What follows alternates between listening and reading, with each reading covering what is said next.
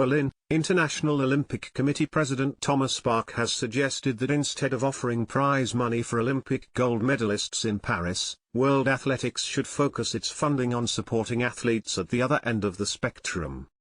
Athletics broke with a 128-year tradition in April by announcing it would become the first sport to offer $50,000 in prize money for its Olympic champions, starting in Paris this year. The announcement by World Athletics, WA, President Sebastian Coe, who is also an IOC member but did not discuss his plan with the Olympic body, was welcomed by many athletes. It was also met with surprise and sharp criticism by other international sports federations which accused Coe of failing to consult them prior to his unilateral move. This is not a discussion about prize money because prize money exists for decades, Bach said in an online media roundtable on Friday. My fencing teammates and I in 1976, we received prize money for our gold medal through the foundation supported by the National Olympic Committee of Germany. In the meantime, this is more or less common practice among NOCs.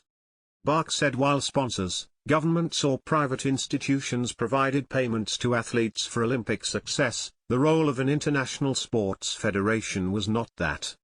This question in principle is a question of how to support the athletes best, Bach said, adding that his organization reinvested 90% of its revenues, with national Olympic committees and international federations, IFs, being major beneficiaries.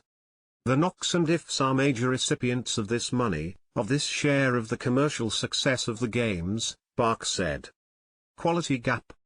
He said that although the NOCs' role was to bring well-prepared athletes to the Games, the IFs had to make sure any investment was aimed at closing the quality gap among athletes.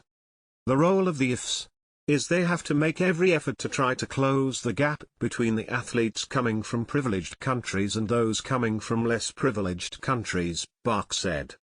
This is where this discussion, on the WA decision, is coming from, he said. Bach said he expected the Paris Games, starting on July 26, to be secure and successful despite the wars in Ukraine and Gaza, and he was not expecting protests on the field of play, or athletes refusing to compete against those of other nations for political reasons. All indicators are showing that the whole world wants to participate and that the athletes who are coming will compete in full respect of the Olympic Charter, he said. The IOC has been supporting both the Israeli and Palestinian Olympic committees, and should Palestinian athletes fail to qualify, they would receive invitations as part of the Games universality quotas. This is what we are working for, and this is why we are supporting both NOCs and supporting in particular the Palestinian athletes who have not qualified on the field of play.